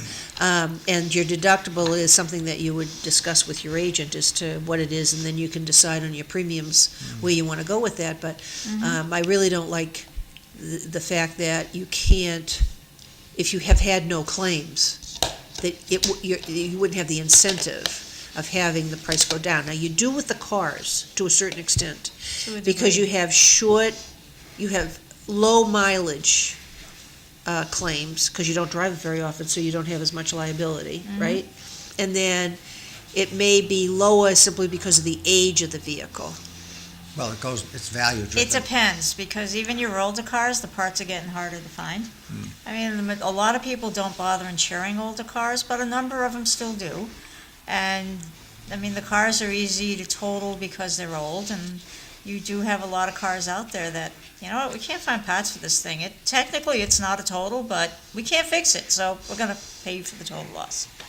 Well, there was an accident that Glenn had where the deer jumped into his windshield. Oof. And so they totaled the car because of the age of the car, and he said, "You can't do this." And he appealed, and so they fixed it.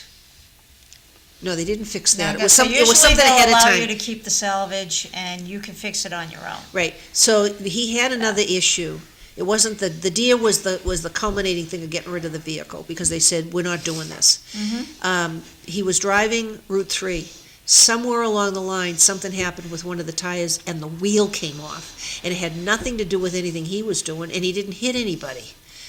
And they said they would total the car. He said, "This was beyond my control. This is not something I caused or someone else caused." And so then they fixed the car. So I thought that was interesting. Let me ask you about the mileage thing, because every year for my cars, I fill out a mileage statement, and they want to know how many miles did the vehicle travel within the last 12 months. So I think we would be considered low mileage people. So my wife. Most companies use under 10,000. Okay. That was one question. Under 10,000 a year? So my wife is doing about just under 12,000. She would be over that criteria.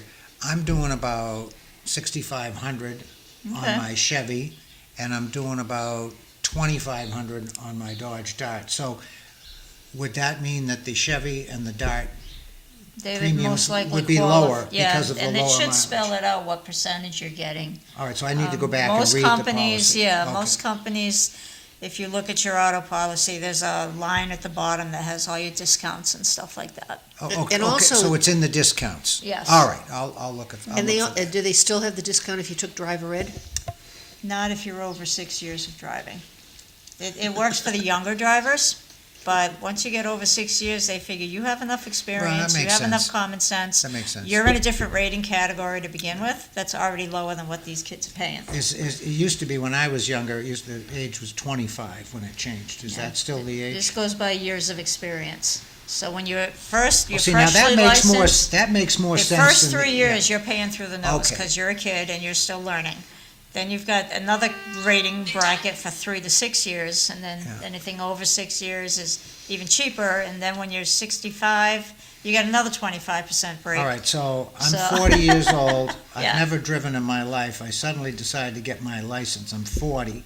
So You're going to pay the I'm same gonna thing pay as a the first 16-year-old Well, see, now that makes perfect sense to me. because you don't have the physical experience. It shouldn't be age-driven, it should be experience-driven. Right. I Well, get they- that. They Okay. found, Right. yeah. I get that. They found that that's the way that it works best for the insurance company. Well, it makes sense to me. And statistically, it makes Yeah, sense. absolutely. The other thing that is difficult too is if you have two parents and children that drive and you've bundled everything and the kids do things with cars, or because of lack of experiences issues, now your premiums are going up if you make the claims. And because you have an increased number of drivers on your policy will also increase the liability only if you're making the claims. So everybody needs to watch what that is. In order to reduce that, you can put the child on a separate policy. Yes. So they hold their own, but your policies wouldn't change. Because of what they you're going do. to defer the child to the policy that they're actually being rated on.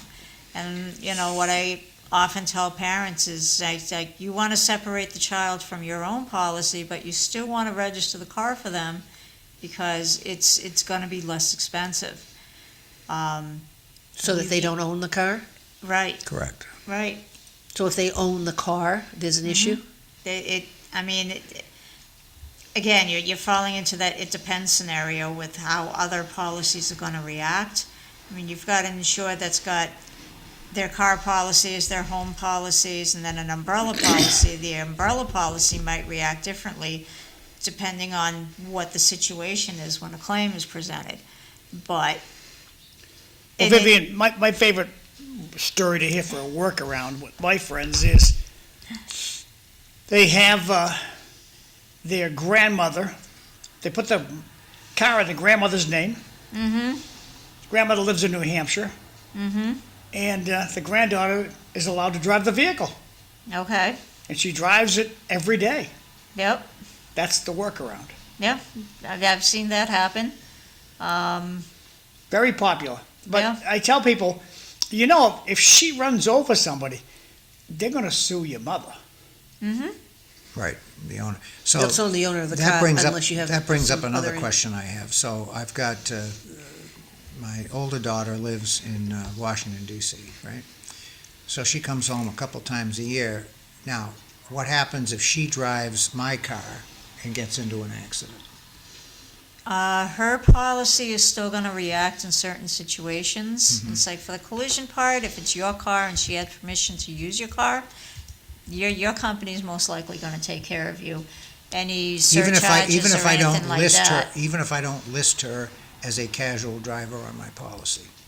I mean, it's only a couple of times a year technically. I mean, you don't make the car regularly available to her to Okay. use every day of the So week. that's and the what they're criteria. looking for, Okay, yeah. good, all right, Yeah. that's good answer. Yep. Thank you. And, I mean, I've got parents that Mm-hmm. want their out-of-state children listed on their policy because they do come home 3 or 4 times a Frequently, year. frequently drive the car. Right, Okay, and that car will be available to them. that makes perfect Yeah. sense to me, right. okay. Technically, you could add them as deferred because they have their own policy. That would in be the no state they're different living than if you had an emergency, and you're not related to me, but I said, you can take my car, Vivian, to take. on. I mean, I've had situations okay. where excluded drivers on a policy Mm-hmm. have had to drive the car and had an accident. But the person that was rated on the policy was listed as a driver, they weren't feeling well, they, whatever. I've had companies still pay the claim even though an excluded driver was using the car. Okay, that's But- good to know. You're signing off on those exclusions saying this person knows they're never, ever, ever supposed to drive this car and we will deny a collision claim or even a comprehensive claim, which is harder, but it has been known to happen. But that's reasonable, if people You go into the contract knowing what the parameters are, that's And the other very thing reasonable. you gotta watch out for is people you allow to use your car on a regular basis that you're not listing. Because you feel they don't live with you and therefore you don't have to list them, but if they're taking your car every day, they're gonna find out about it, cause a lot of these red light cameras are tracking where Yeah. you go. And if you run the plate number, these cameras are able to tell you what cars have gone by that intersection. I had a claim denied because the son was using the car, and they're like, well, we're denying you based on garaging and you didn't list a driver. And she's like, but he doesn't use the car that often. They're like, well, then why was it caught like 17 times in a 3-month period Uh-oh. in Watertown? That's where your son lives. Guess what? You're busted. And it's just So in other scary words, that they gave think him the to car do this. to use. Yes. Right, okay, so Yes. they tried to scam. They Yeah. then it would have cost more to insure the car I'm in glad Watertown you where they caught did that. him. Okay. I did nothing. I was kind of appalled that they went to that So, degree to figure I hate- out where these cars and what these cars Right, so are on doing. occasion, we do Amazing. loan out one of the many vehicles that we have, but it's not like long Regular. periods of Yeah, time. it's not regular use. And it's pretty much garaged where it is supposed to be. But when I asked my insurance agent a while ago about having something along those lines, they said sort of the same thing you did. She said that, well, once in a while, if you loan something out, for a day or two, that's not a big deal. It's not a big deal, Right. right? The other thing is to make sure that whoever it is that's driving has the policy, like the 100, 300, or whatever the insurance is, especially on liabilities, in terms of the number. So you make sure that their policy, if they have an issue, somehow or another, that it doesn't come back for people to then sue you. So that I they would tell be using people that. you can buy what you can afford. I mean, some people are legitimately just starting out. They don't want the higher level policies because it's a budget issue and they'll think about it down the road, which we never do. But I What's wouldn't the- go anywhere below 50, 100 just because that's crazy. What's the limit in Mass? What's the minimum you need to have? They just raised it to 25.50. 25.50. Okay. Right, but my insurance company, and because of something that happened like 25, 30 years ago, they said it should be 100, 300. Yeah, that's. And we didn't You could go realize that. higher, So sure. and then you also have umbrella policies that require you to carry higher limits, sure. Yeah, and Well- so then you'd have like the $1 million umbrella policy that we pulled when I was doing craft classes in my house, on occasion, and that was through the town. So sometimes I'd have them in my house instead of in a municipality, one of the buildings, because I had small children and I couldn't bring them with me. And that was that was like 40 years ago. So we made sure that we had an umbrella policy in case somebody fell, and we would be covered with regard to that. And you can have that on your cars too. So there's insurance out there for anything and everything that you'd want. It's just a question of whether or not you're going to be overinsured, but you certainly don't want to be underinsured. And you can't insure for every eventuality, but one thing a lot of people overlook is on the car insurance is the property damage. So they say, well, I'm a careful driver. Well, I had a friend years ago, this is a true story, okay? So I don't think he had any property damage coverage, or maybe it was the minimum, I don't remember. What happened was, he ran into a fire hydrant, and the fire hydrant flooded the entire basement of a department store. What do you think the property damage claim was on that? Right. Okay, now that's a very rare a thing. but it rare could happen. thing, but don't be thinking in terms of, property damage is, when I hit somebody else's car. Fire hydrant caused a flood, I mean, the same thing. hundreds of thousands of dollars of damage to this store. He was liable, and there was no coverage, and so that Very was little. that was the end of that story. It does Yeah. bring up like your underinsured and Right. uninsured coverages, Right. which cover bodily injury. Those coverages could respond even for an unlisted driver. Because I had a situation where grandma lives in the house, mom and dad and the kids live upstairs, kids going to college, she gets hit by a drunk driver. Mom and dad only have like the 50, 100 situation. Grandma's got 100,000 for underinsured, and the drunk driver had like 20,000. He was like minimal because whatever. And grandma's policy paid out 85 grand in damages to the granddaughter for getting hit by a drunk driver. But don't you Separate have to apartment. prove medical issues? Oh yeah. So- This girl got hurt bad. So a lot of times what may occur is you're in a bad car accident, you have physical injury. So at the scene, you should go to the hospital. Okay, so you need documentation. So it's up to the insurance company to make sure. I would assume the first question is, well, did they go to the hospital at the scene? Well, no, they didn't really feel like there was an issue at that point. Well, when did they go to a doctor? How often have they gone to the doctor? Are these things that the insurance company will ask before they pay out? Absolutely. Okay, because you can make any claim you want. Right. I had a friend a long time ago that was hit from the rear, and it screwed up her neck and back and shoulders and everything, and even though she had documentation, insurance company wouldn't pay anything. Why? I don't know. It was a whiplash situation, so whatever it was that they saw, they said, well, we're not paying. Could be because they didn't have enough money, but I don't know what the details were. All I know is that she was denied. I mean, a lot of these whiplash situations, She couldn't even go to work. A lot of the times the muscle pain you may not feel it for a day or two because of adrenaline or whatever, but it's usually really soon thereafter. And then you've also got to look at how many times has this person been hurt before? Okay, it's Evelyn's favorite part of the show. Not yet, food. Lunch. Today is the 15th of January. The Lowell Senior Center is going to have turkey dinner. The only rule at the Lowell Senior Center is you got to be 60 years or older. So you go in there, pay $2, and have a nice little lunch. So turkey dinner today with mashed potatoes. That looks good. Tonight there's a party. Rodney Elliott's having a party, a fundraiser. So candidate meet and greet with Latino community, Rodney Elliott, State Senate at the Tijuana Grill. That's in downtown Lowell, Massachusetts at 45 Market Street, 5:30 to 7 p.m. That's tonight. The Golden Gloves are in town. And the Golden Gloves are going to be happening every single week. And bring your grandson down there. But they're also looking for sponsors. So if you're looking for to sponsor them, Easy thing to do. Take your fancy phone out of your pocket, put it in camera mode and zero in on this guy. It'll bring you to a spot that's going to give you a lot more information about this. So the Golden Gloves, they're going to be having their bouts through March 5th. And it's going to be every Thursday. The doors open at 6 p.m. A lot of fun. Bring your grandkid down there. It's just only bring one grandkid. It gets crowded. So just bring one little tyke with you and you'll have a lot of smiles. Okay, so this is out in Charming Chelmsford today. And again, it's the 15th. So today we have a sausage sub, peppers, onions, rice, and mixed fruit. And you're supposed to have a ticket to get in there. You're supposed to have a reservation. So you might be disappointed if you just walk in.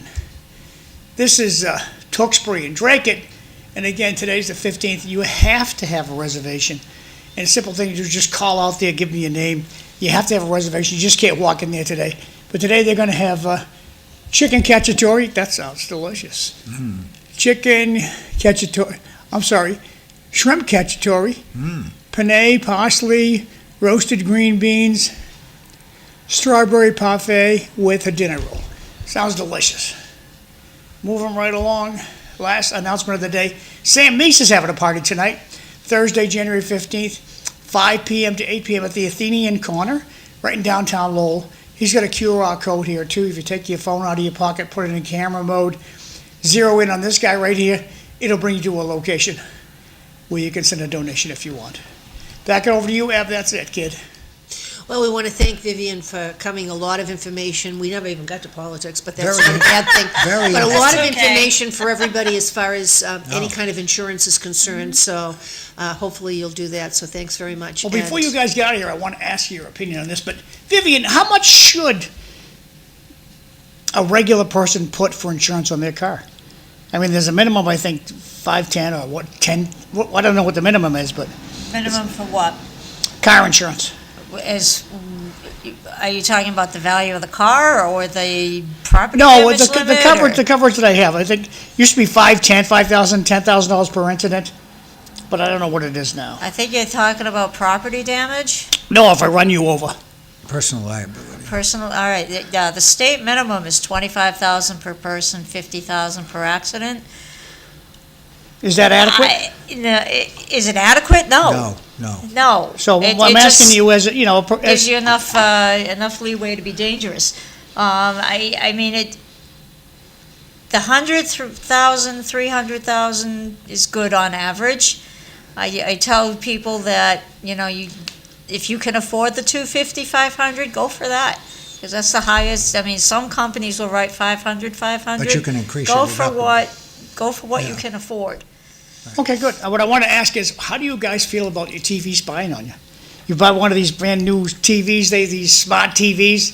Well, your telephone's listening to you too. It's smart. Oh, sure. Everything's listening and they're learning. This is taking pictures of you. You're sitting there, Oh, yeah. Maybe sipping that's your wine. Yep. Well, And listening, and they're Going even back to listening when it's headquarters. off, because it really isn't off. And you're giving them permission with terms of service. then shut off the power strip. Anyway, we have about 10 seconds left. Lots of other interesting stuff out there. We didn't cover this morning, the fact that different areas of Boston Harbor, they're going to allow them to clam, because it's now not as dirty as it used to be. It's clean, so you want to take a look at where your clams are coming from. There's all kinds of stuff there. And we hate went to the Village Inn in Drake. Great roast beef. Everybody have a safe day. Take care. Bye.